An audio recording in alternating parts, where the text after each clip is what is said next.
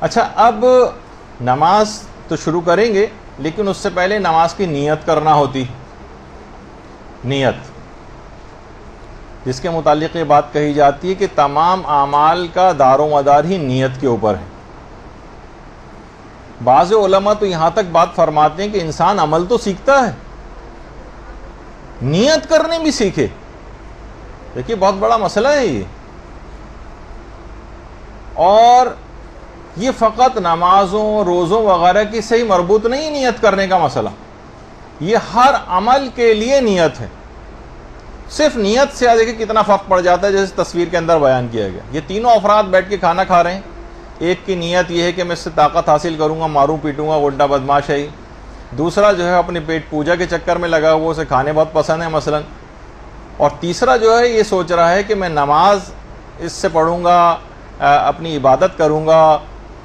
اور اس سے مجھے طاقت آئے گی. تو ایک ہی عمل ہے کھانا، لیکن نیتوں کے فرق سے اس تمام کھانے کے جو اثرات ہیں وہ تبدیل ہو جائیں گے. اسی طریقے سے بالکل دیکھیے یہ نیتوں کا مسئلہ بھی. تو انسان کو چاہیے کہ عمل تو سیکھتا ہی ہے، نیت کرنے بھی سیکھے. اچھا، بعض علماء یہ بات بھی کہتے ہیں کہ نیت کتنی بھی اچھی ہو دنیا لیکن تم کو تمہارے دکھاوے سے جانتی، اور دکھاوا کتنا بھی اچھا ہو اللہ تم کو تمہارے نیتوں سے جانتا. کوئی سی بھی آپ لوگوں کو دکھانے کے لیے نیت کر لیں، لیکن پروردگار عالم کو تو صحیح طور پر نیت کا آپ کو پتہ ہے نا. اور یہ فقط نمازوں کے سلسلے میں مربوط نہیں ہے مسئلہ، ہر چیز کے اندر جو ہے وہ نیت پائی جاتی. یہی وجہ ہے کہ حجت الاسلام والمسلمین شہید علامہ عارف حسین الحسینی کہا کرتے تھے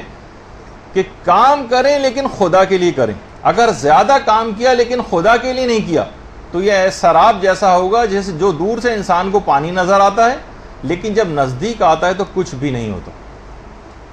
تو واقعتاً انسان کو اپنی نیت کے سلسلے میں بہت محتاط روی کا مظاہرہ کرنا چاہیے، اور اپنے اعمال کو اخلاص کے ساتھ قربتاً الی اللہ کی نیت کے ساتھ سیکھنا ضروری. کیونکہ نیت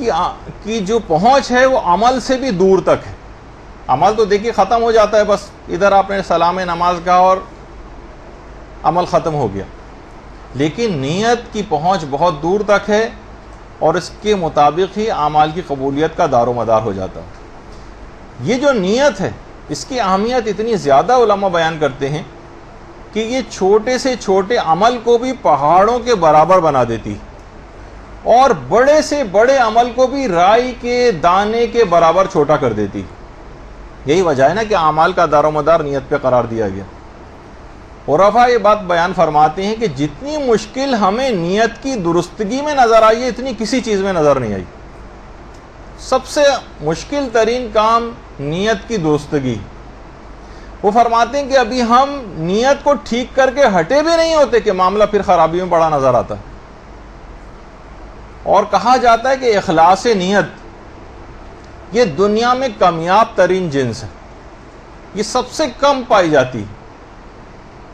البتہ انسان وہم کا شکار نہ ہو کہ اس کو مایوس ہو کر حاصل نہ کرے، اس کو حاصل کرنے کے طریقے بھی.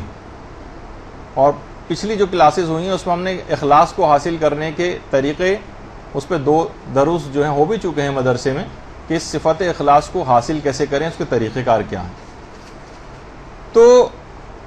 علماء فرماتے ہیں کتنی ہی محنت کر کے ہم ریاکاری کو دل سے باہر نکالیں لیکن یہ کسی نہ کسی رنگ میں پلٹ کر پھر واپس آ جاتی ہے دوبارہ. بہت مسئلہ ہے اس کے ساتھ. دیکھیے نیت کہا جاتا ہے اس چیز کو جو کسی بھی عمل کو کرنے پر اکسائے، بلکہ فرماتے ہیں علماء کہ اصل نیت جو ہے وہ عمل ہی ہے. اور یہی وجہ ہے کہ رہبر معظم نے بڑا اچھا جملہ کہا ہے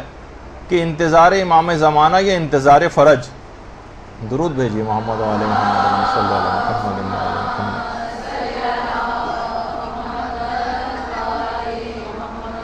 یہ کسی قلبی کیفیت کا یا کسی نیت کا نام نہیں بلکہ یہ عمل سے عبارت. رہبر معظم یہ بات کہتے ہیں کہ یہ نہیں کہ آپ انتظار فرج کے معنی ہیں کہ آپ کیلنڈر لے کے بیٹھ جائیں یا بس جیسے آدمی گھر میں بیٹھا ہوا انتظار کر رہا ہوتا ہے. نہیں، وہ فرماتے ہیں کہ یہ عمل سے عبارت ہے. یعنی انتظار فرج کو جب بھی افضل عبادت کہا گیا ہے یعنی ایک عمل کا نام ہے، یہ صرف خاموش بیٹھنے کا نام نہیں، یہ اپنی دینی ذمہ داریوں سے پہلو تہی کر کے چشم پوشی کرنے کا نام نہیں، یہ ایک ایکٹیو دینی لائف گزارنے کا نام ہے انتظار فرج۔ تو اب یہ بات ہے کہ دیکھیے، نیت، جو بھی نیت عمل کو آواز نہ دے وہ بیکار ہے۔ جب ہی کہا جاتا ہے نا کہ آوارہ گرد کی کوئی منزل نہیں ہوتی، اس کا کوئی نیت اور ارادہ نہیں ہوتا، بس نکل گیا باہر، ادھر جا رہا ہے ادھر جا رہا ہے، اسی کو آوارہ گرد کہتے ہیں۔ اور نیت کے بغیر کبھی کوئی چیز وجود میں نہیں آتی، اور ہر کام میں نیت ہے۔ نہ کوئی چیز وجود میں آ سکتی ہے نیت کے بغیر، نہ کوئی چیز باقی رہ سکتی۔ دیکھیے، ذہنی تصور سے ہماری نیت کا آغاز ہوتا ہے، جو پھر وہ تصور پھر عزم و ارادے میں ڈھلتا ہے، پھر عمل وجود میں آتا ہے۔ ایک چھوٹا سا دانہ ترقی کرتے کرتے کھیت میں تبدیل ہو جاتا ہے، اور اگر اسی کھیت کو کیڑا لگ جائے تو پورا کھیت برباد نظر آتا ہے۔ یہی حال نیتوں کا بھی۔ اور کبھی کہا جاتا ہے کہ نیتیں آندھیوں کی طرح اختیار کر لیتی ہیں کہ تمام عمل کو وہ آندھی برباد کر کے رکھ دیتی ہے، اور اسی کو اعمال کا ہفت ہونا کہا جاتا ہے۔ نیتوں کی وجہ سے اعمال بھی ہفت ہو جاتے ہیں۔ ایک ہے ہمارے غلام علی وزیری صاحب سے، کبھی آپ فرمائش کر کے سنیے گا، اس کو بہت اچھا ایکسپلین کرتے ہیں کہ ہوتا ہے اعمال کا ہفت ہو جانا، اور ایک ہوتا ہے اعمال کا ضبط ہو جانا۔ ہفت میں اور ضبط میں فرق ہے، اس کی ایک بڑی اچھی تفصیل بیان کرتے ہیں جو انہی سے آپ سنیے گا۔ اچھا، اب اپنے عمل کو انسان کبھی بھی بڑا نہ سمجھے، وہی نہ سمجھے کہ میں نماز پڑھ کر گویا اللہ کے اوپر ایک بہت بڑا احسان کر رہا ہوں، جیسے کہ عام طور پر اس طرح کے بہت سے خیالات انسان کے دل و دماغ میں پیدا ہوتے ہیں۔ ایک سینئر طالب علم تھے ایک مدرسے کے، وہ نماز جماعت، کیونکہ بہت سینئر ہو گئے تھے، نماز جماعت نہیں پڑھاتے تھے، لیکن جب بھی ان کے استاد ان سے کہتے بھائی آپ نماز جماعت جو ہے پڑھائیے، وہ کہتے نہیں ابھی میں اس قابل نہیں ہوں۔ تو ان کے استاد بڑا اچھا جملہ کہتے تھے کہ جب تک آپ اپنے آپ کو اس قابل نہیں سمجھتے جب تک پڑھاتے رہیے، اور جب کسی قابل سمجھنے لگیں گے اس وقت پڑھانا بند کر دیجیے گا۔ مقصد کہنے کا یہ ہے کہ اپنے آپ کو بڑا سمجھنا، یہ تو جب خیال پیدا ہو گیا تو وہیں سے ہی خرابی شروع ہو جائے گی۔ جب ہی کہا جاتا ہے کہ آپ لوگ بھی اپنی نیت کو، یہ جو علم دین حاصل کرنے آپ آ رہی ہیں،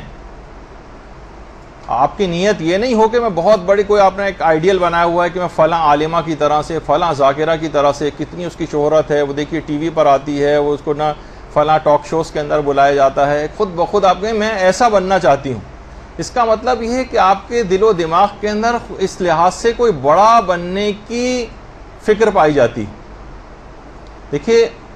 آیت اللہ وحید خراسانی، جن کا ابھی آپ تکبیرات افتتاحیہ کے سلسلے کی گفتگو سن رہی تھیں، یہ خود بہت اچھی بات انہوں نے بیان کی جو ہمارے مولانا شہریار عابدی صاحب نے پچھلی اتوار کو جب وہ آئے تھے تو انہوں نے بھی ذکر کی تھی۔ وہ فرماتے ہیں آیت اللہ وحید خراسانی کہ اگر کوئی طالب علم 20 سال تک اس نیت کے ساتھ علم حاصل کرتا رہے کہ میں بڑا عالم دین بنوں، بڑا، تو انہوں نے کہا کہ 20 سال گزرنے کے بعد وہ یہ سوچے کہ اس نے پورے 20 سال کسی عبادت میں نہیں بلکہ بت پرستی میں گزارے۔ بت پرستی اس وجہ سے کہ اصل دین، اصل جو بلکہ نیت ہے وہ ہے کہ میں پروردگار کے اس دین کا خدمت گزار بن جاؤں، چاہے میں لوگوں کی نگاہ میں بڑا نہ بن سکوں، چاہے آپ بہت بڑی ذاکرہ نہ بنے، کسی ہو سکتا ہے کہ کسی چھوٹے سے مدرسے کے اندر آپ پڑھانا شروع کر دیں، معمولی سی 4-5 خواتین پر مشتمل آپ کے درس ہوتے ہوں، لیکن وہی پروردگار، کیونکہ نیتوں کے باعث پروردگار چھوٹے سے چھوٹے عمل کو بے انتہا بڑا کر دے گا۔ اور ہو سکتا ہے کہ بہت سارے افراد جن کی شہرت ترقی کر جاتی ہے، ان کے متعلق یہ بات کہی جاتی ہے کہ جس کی بھی شہرت ترقی کرتی ہے بہت مشکل ایسا ہوتا ہے کہ اس کی آخرت محفوظ رہ سکے، بہت اپنے آپ کو بچا بچا کے چلتا رہے گا تو آخرت محفوظ ہوگی اس کی، ورنہ آخرت اس کی برباد ہو جائے گی۔ تو اصل میں آپ کی یہاں پر علم دین حاصل کرنے کی نیت بھی یہ ہونی چاہیے کہ میں خدمت گزار اہل بیت بنوں، میں دین کی ایک خدمت گزار بن جاؤں، پروردگار مجھ سے دین کا کوئی بھی کام لیتا رہے، ساری زندگی بس آپ اس پہ لگ جائیں کہ میں لوگوں کے وضو صحیح کرواؤں گی، میں بس لوگوں کی نمازیں صحیح کرواؤں گی، میں خواتین کا پردہ صحیح کروا دوں گی، میں بس تربیت اولاد کے صرف لیکچرز اور اس پہ مشتمل چیزیں جو ہے وہ لیا کروں گی. میں مثلا خواتین کے جو مخصوص فقہی مسائل ہیں اس کی مہارت حاصل کر کے ان کی تمام عبادتوں کو صحیح کرواؤں گی. یہ اگر کوئی نیت بنا لے تو خود بخود وہ بہت بڑا اس کا یہ عمل بن جائے گا اپنی نیت کی وجہ سے. اور اگر بڑا بننے کے لحاظ سے طالب علموں کے بھی بچپنے سے یہ چیز سکھانی چاہیے کہ یہ نہ بس وہ یہ سوچیں کہ نہیں ہمیں بہت بڑا ایک شہرت کا حامل بننا ہے. نہیں، ورنہ یہ کیا ہوگا کہ اس کی خود بخود جب ہی ہمیں دیکھتے ہیں کہ لوگوں کے اندر نیتوں کی فطور کی وجہ سے بعد میں بھی تبدیلی نہیں آ پاتی اور وہ اپنی زندگی جو ہے غیر صالح انداز سے گزارتے ہیں. تو نیت کا صحیح ہونا بہت ضروری ہے. اور یہی وجہ ہے کہ اگر نیت صحیح نہ ہو تو شہادت جیسا مرتبہ ملتے ملتے بھی ہلاکت کے اندر تبدیل ہو جاتا ہے. وہ نہیں تھا وہ ایک واقعہ کہ جس کو جو شہید ہوا تھا، مارا گیا تھا، لیکن اس کا نام تاریخ کے اندر قتیل الحمار کے نام سے مشہور ہو گیا کہ اس کی نیت یہ تھی کہ میں مخالف پر حملہ کر کے اس کے گدھے کو حاصل کر لوں. یعنی مارا تو گیا وہ، اور اپنی نیت کی وجہ سے صرف راہ گدھا کا جو ہے وہ قتیل کہا گیا یا شہید کہا گیا. بجائے خدا کی راہ میں مارا جاتا وہ گدھے کی راہ میں مارا گیا. تو اس لحاظ سے اگر آپ دیکھیں تو لوگ دیکھیں نیتوں کے فرق کی وجہ سے ہی ثواب اور اثرات اس کے مرتب ہوتے ہیں. ریڈ لائٹ پر جب سرخ سگنل جو ہے روشن ہوتا ہے کسی جگہ پر، سب لوگ کھڑے ہوئے ہوتے ہیں انتظار میں. کتنے افراد ایسے ہیں جن کی نیت قانون کا احترام ہوتی، اور کتنے افراد ایسے ہیں کہ جو وہاں پر رکے کھڑے ہوتے ہیں پولیس والوں کے یا چالان کے خوف سے.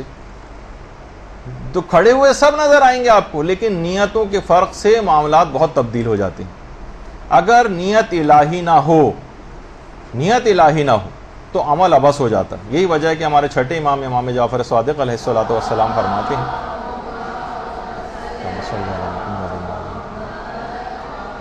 کہ خالص عمل تو وہ ہوتا ہے جس کے بارے میں عمل کرنے والا یہ ارادہ رکھے کہ اس کی تعریف و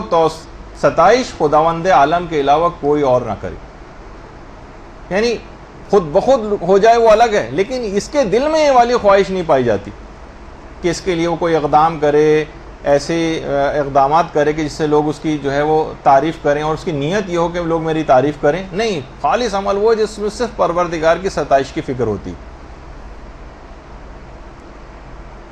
علماء یہ بات بھی بیان فرماتے ہیں اور بڑا اچھا نقطہ ہے کہ ساری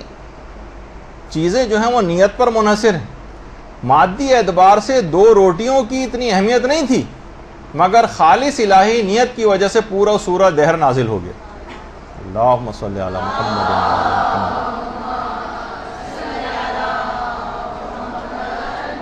کتنے افراد روٹیاں دیتے ہیں اور بڑے بڑے دیگے تقسیم کرواتے ہیں، اور وہاں سو کی 2 روٹیاں صرف دی گئی تھیں اور پورا سورہ دہر یا سورہ انسان نازل ہو گیا.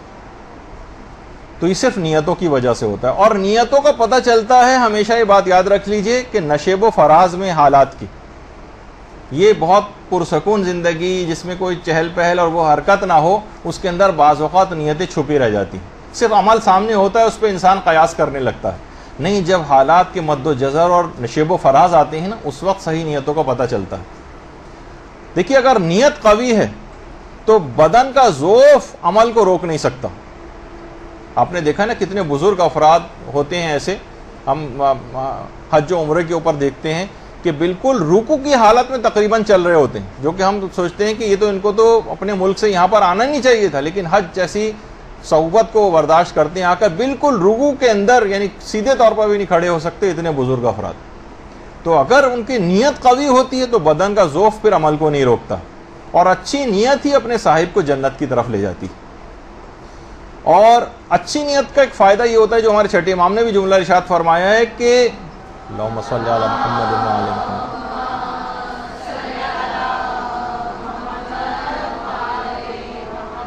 کہ حسن نیت سے رزق میں بھی اضافہ ہوتا ہے. آپ صرف اچھی نیت، ہر ایک کے متعلق اچھا گمان، اچھی نیت، خود بخود آپ دیکھیں گے رزق کے دروازے آپ کے لیے کھلنے لگیں گے. کسی کا کوئی برا نہیں چاہیں، ہر کام اچھی نیت کے ساتھ شروع کریں، اس کو انجام تک لے جائیں. تو نیتوں کی دیکھیے علماء فرماتے ہیں کہ نیتوں کی 3 اقسام. پہلی نیت کہلاتی ہے نیت فاسد، جس کو قبیح نیت کہا جاتا ہے. نیت فاسد، بری نیت، خراب نیت. مثلا ریاکاری کی نیت ہو، مثلا نفاق کی نیت ہو، مثلا تکبر کی نیت ہو، مثلا خواہش نفس میں وہ کام کر رہا ہے، یہ والی نیت ہے، حب جاہ اور شہرت کے لیے نیت ہے، میں اس کام کے ذریعے لوگوں میں مشہور ہو جاؤں، یہ فاسد نیتیں، فاسد نیتیں، قبیح نیتیں، یہ پہلی قسم۔ دوسری قسم کہلاتی ہے جسے نیت حسن کہتے ہیں، خوب نیت، بہت اچھی۔ اس میں کیا ہے؟ خدا کے عذاب سے محفوظ رہنے کی نیت، یا مثلا جنت کے حصول کی نیت۔ یہ بھی کوئی بیکار نیت نہ سمجھیں اس کو، یہ والی نیتیں بھی بالکل ٹھیک ہیں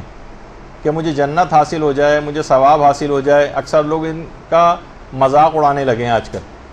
اور وہ امیر المومنین والی نیت کو کہتے ہیں کہ بس صرف وہ ہونی چاہیے خدا کو خدا جان کر۔ تو ان کا رتبہ اور مرتبہ ہے، عام لوگوں کے لیے اس تک پہنچنا بھی بے انتہا تقریباً ناممکن کے قریب ہی ہو سکتا ہے۔ اگر کوئی بہت درجہ حاصل کر لے تو ایک الگ بات، لیکن یہ نیت بھی خوب نیت، کیونکہ پروردگار نے اس کی شوق دلا ہے جنت کا، اور جہنم سے بچنے کی ترغیب جو ہے وہ دلائی گئی کہ اس سے بچو۔ تو یہ والی بھی اگر نیت ہے عذاب الہی سے بچنے کی نیت، تو یہ نیت بھی حسن اور خوب کہلاتی۔ اور تیسری نیت ہے جسے نیت احسن کہتے ہیں، یعنی خوب تر نیت، یعنی اس میں نہ تو کوئی دنیاوی نیت ہوتی ہے اور نہ اخروی نیت ہوتی، اور آپ فرماتے ہیں کہ صرف اور صرف خالص خوشنودی پروردگار کی نیت ہوتی، جو کہ امیر المومنین کا بھی جملہ تھا نا، وہ اسی کی تشریح تھا کہ میں نے صرف خدا کو خدا جان کر عبادت کی، نہ جنت کے لالچ میں کی ہے نہ دوزخ کے خوف سے۔ اچھا دیکھیے، نیت اگر صحیح ہو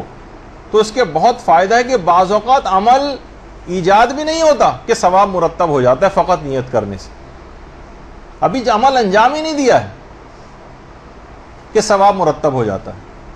جیسے پیغمبر کی وہ حدیث بھی ہے نا کہ جو سچے دل سے شہادت کو طلب کرتا ہے تو اگرچہ وہ بستر پر انتقال کرے تب بھی قیامت میں خدا اسے شہیدوں کے ساتھ محشور کرے گا۔ یعنی انتقال کر رہا ہے بستر پر، لیکن شہداء کے ساتھ اٹھایا جائے گا اپنی نیت کی وجہ سے، نیت۔ اور یہی وجہ کہ پیغمبر جو ہے ابو ذر کو وصیت کرتے تھے باقاعدہ کہ نیک کاموں کا ارادہ کر لیا کرو، خواہ اس کو انجام نہ دے سکو، چاہے اس کو انجام نہ دے سکو لیکن نیک کاموں کا ارادہ ضرور کرو۔ ہمارے ہاں ایک بہت بڑی مصیبت ہو گئی ہے کہ لوگ نیک کام کا ارادہ بھی نہیں کرتے، جب ارادہ نہیں کرتے تو پھر وہ عمل بھی ظہور میں نہیں آتا ہے۔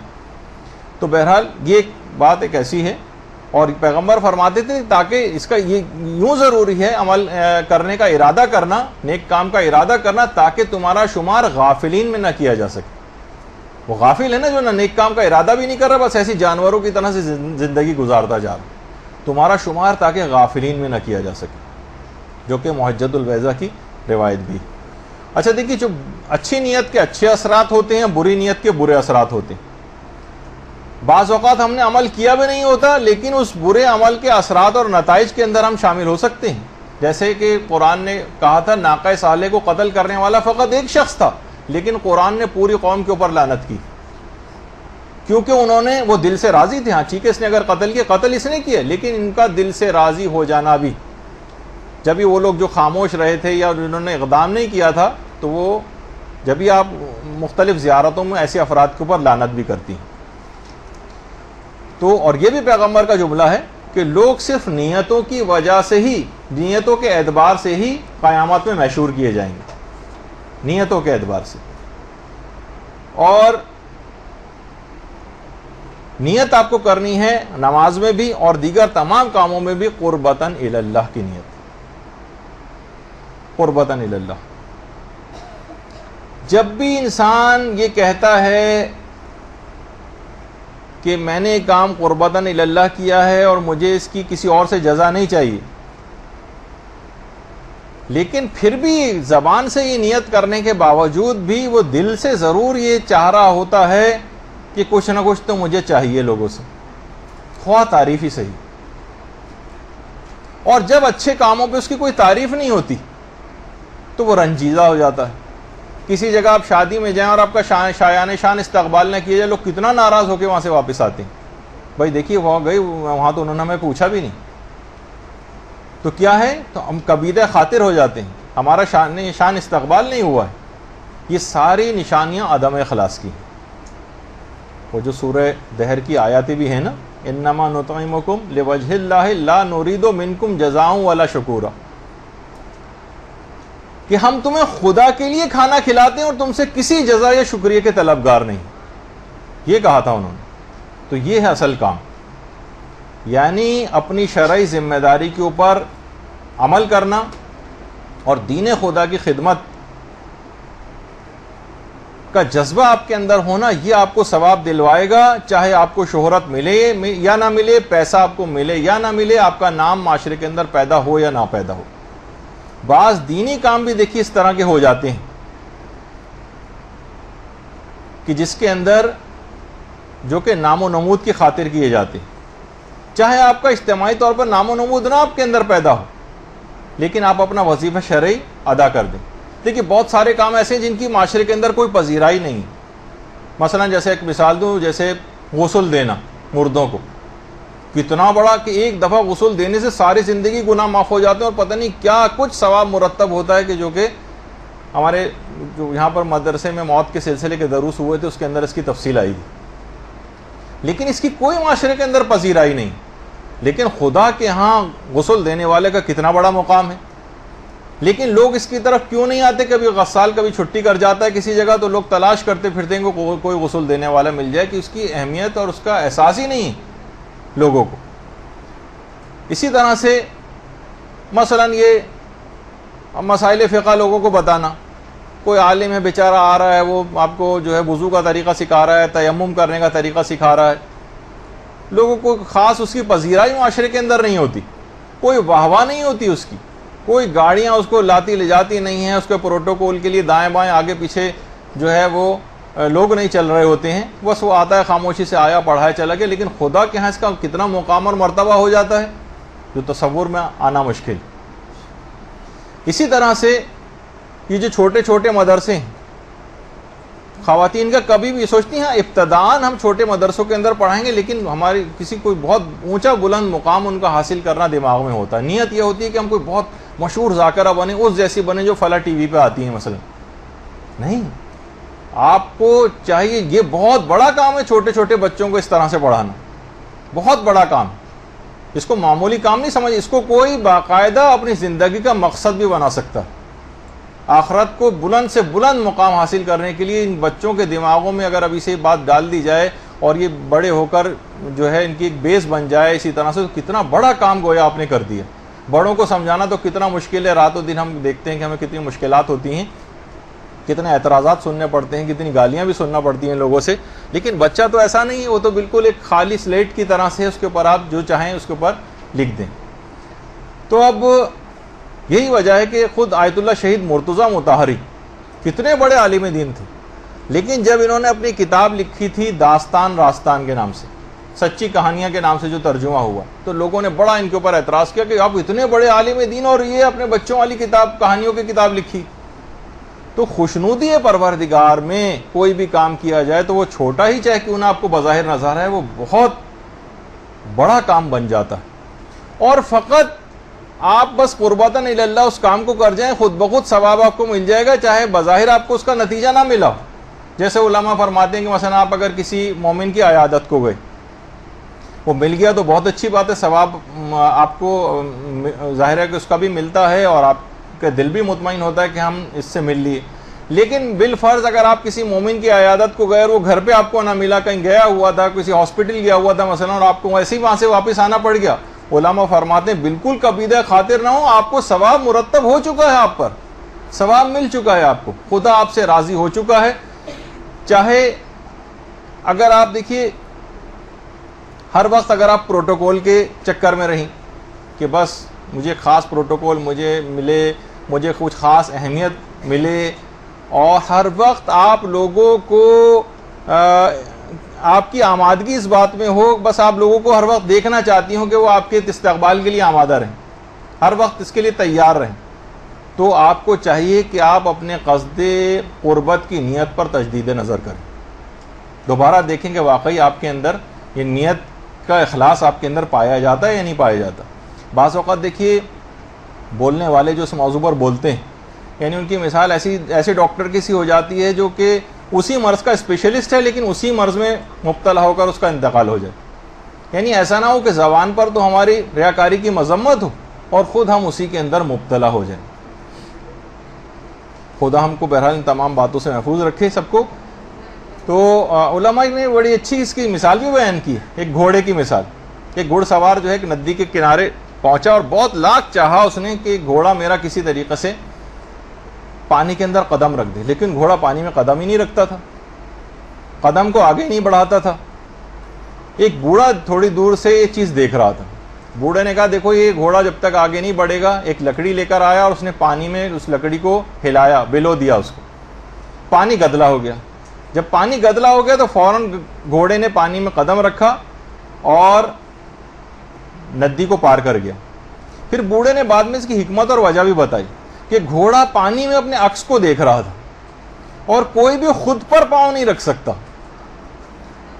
جب مٹی سے وہ گدلا ہو گیا تو پھر وہ آرام سے, اب اس کو اپنا عکس گھوڑے کو نظر نہیں آیا اور اب وہ آرام سے عبور کر گیا. تو یہی انسان بھی ہے کہ جب تک یہ اپنے نفس کو مارے گا نہیں تب تک یہ اس کو پار کر نہیں سکتا. اپنے نفس کے درمیان جو اس طرح کی ندیاں اور نالے آئے ہوئے ہیں اور قرب پروردگار کی طرف آگے بڑھ نہیں سکتا ہے. یہ اس کو اپنے اوپر سے ہو کر گزرنا پڑے گا, نفسانی خواہشات کو کچلنا پڑے گا, پھر کہیں جا کر آگے یہ معاملہ چلے گا. تو اب دیکھیے یہ بھی بات کہی جاتی ہے کہ جو اخلاص کے سلسلے میں کہ اگر کسی کے پاس دولت کا بہت زیادہ اسراف ہے, بہت جاہ پسندی اس کے اندر ہے, شہرت پسندی اس کے اندر ہے, خود بینی اس کے اندر ہے, تو یہ خلوص نیت کی راہ میں حائل رکاوٹیں ہیں. جب تک انسان ان سے اپنا پیچھا نہیں چھڑائے گا جب تک وہ مقام اخلاص کو حاصل نہیں کر سکتا.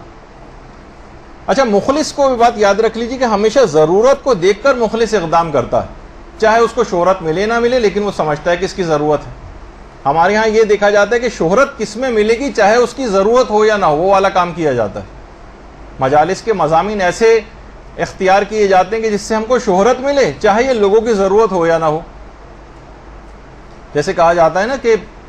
مثال اس کی علامہ محمد حسین طباطبائی. علامہ طباطبائی جب نجف میں تھے اور نجف سے یہ قوم تشریف لائیں, نجف سے جب یہ قوم آئے تو دیکھا کہ قوم میں فقہ کے بھی دروس ہوتے ہیں, اصول کے بھی دروس ہوتے ہیں, لیکن تفسیر قرآن کے دروس زیادہ رائج نہیں ہیں, فلسفے کے زیادہ رائج نہیں ہیں. آیت اللہ محمد حسین طباطبائی نے یہ دروس دینے شروع کر دی. لوگوں نے بڑا اعتراض کیا کہ آپ کا یہ کام مرجعیت سے سازگار نہیں. جب ایک جملہ ان کے متعلق کہا جاتا ہے, واللہ عالم کتنا صحیح ہے کتنا غلط, یا اس کا مفہوم کیا ہے, کہ آیت اللہ محمد حسین طباطبائی نے مرجعیت کو درس قرآن کے لیے اپنی مرجعیت کو قربان کر دی.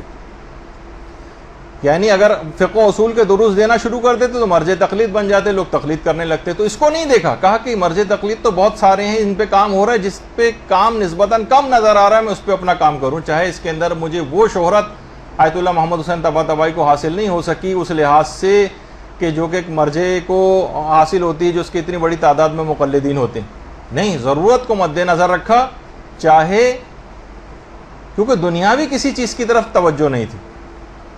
اور اس کے نتیجے میں پھر کیا ہوا کہ تفسیر المیزان جیسی معرکۃ الآراء تفسیر جو ہے وہ انہوں نے لکھی. اسی طریقے سے آغا محسن قرطی شروع ہی سے نوجوانوں کے اندر وہ چاہتے تھے کہ اس کا انہوں نے انتخاب کیا تھا کہ مختلف اپنے جوانی کے دور سے ہی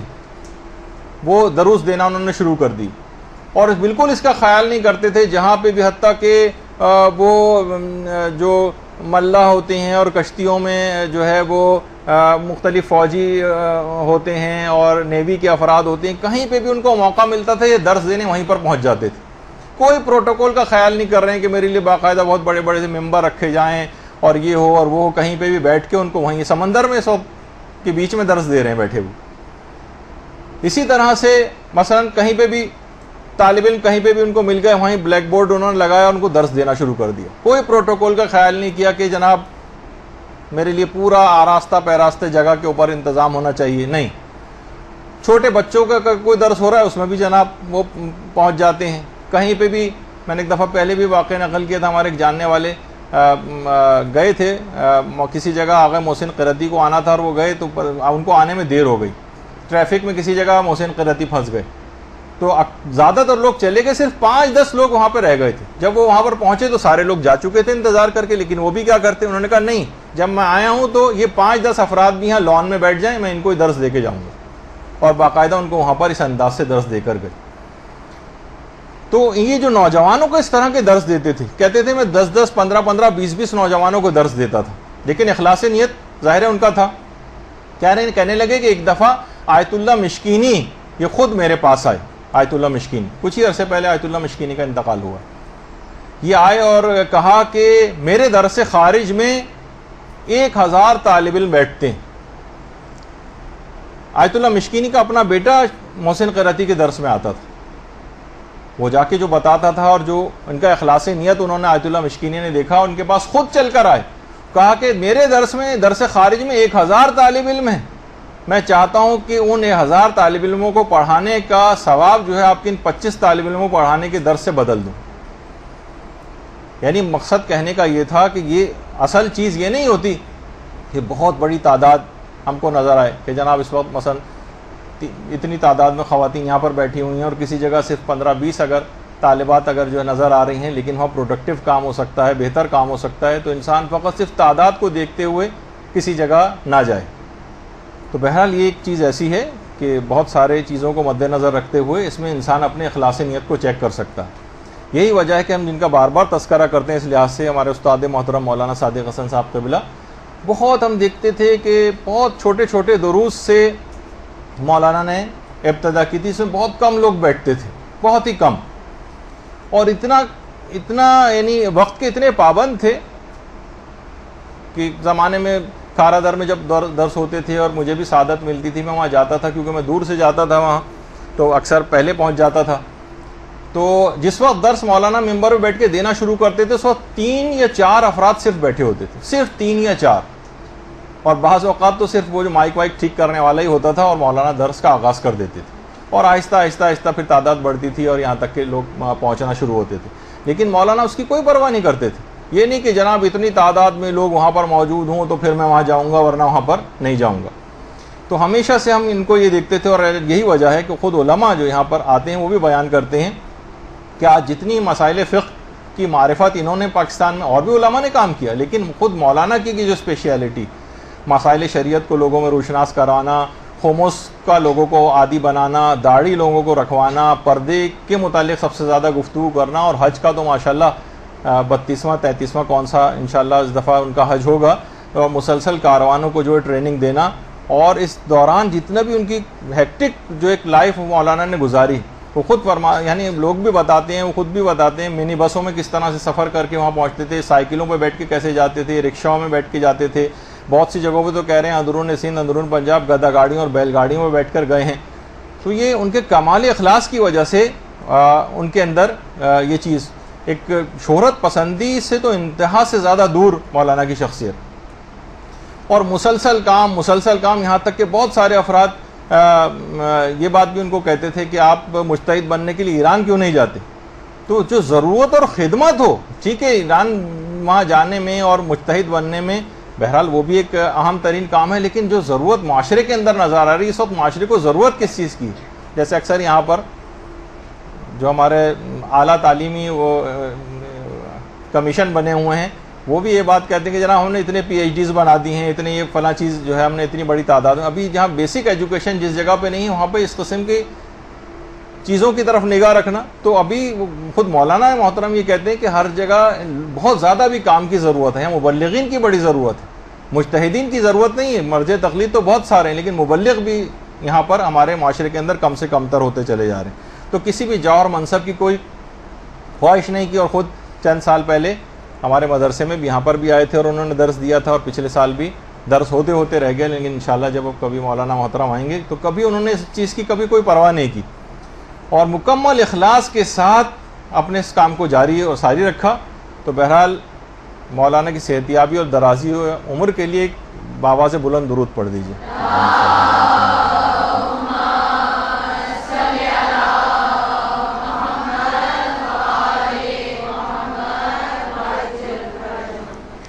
تو بس اب یہ دیکھ لیجئے کہ جب یہ ایک بات کہی جاتی ہے کہ جس عمل پر بھی الہی نیت کا رنگ نہ چڑھا ہو وہ بیکار ہو جائے گا، اور اگر اس پر عمل اخلاص کا عطر اس کے اوپر چھڑک دیا جائے، وہ اخلاص سے بھرپور ہو، اور جو کہ فقط مولا کائنات کو یہ مقام حاصل ہوتا نظر آتا ہے کہ ان کی ایک ضربت ثقلین کی عبادت سے افضل قرار پاتی ہے، فقط ان کے حسن نیت کی وجہ سے۔ نیت کے خالص ہونے کا معیار یہ ہے کہ ظاہر و باطن بالکل یکساں ہو جائے، اور یہ نہ ہو کہ لوگوں کے سامنے تو بڑا خشوع خضوع ہو، لوگوں کے سامنے تو جناب بڑا جو ہے وہ آپ اظہار کر رہی ہوں کسی چیز کا، اپنی عبادتوں کا اور خشوع خضوع کا دوران نماز، لیکن جب اکیلے کمرے میں آپ نماز پڑھ رہی ہوں تو اس وقت نہ کوئی خشوع ہو نہ کوئی خضوع ہو، اور ٹکریں مار کے جس طرح سے انسان جو ہے وہ نکل آتا ہے، اس انداز سے نہ ہونا چاہیے۔ یہ وجہ ہے کہ پیغمبر اسلام نے ریاکاری کو دجال کے فتنے سے بھی زیادہ خطرناک چیز قرار دیا۔ برحمتک یا ارحم الراحمین وصلی اللہ علی محمد و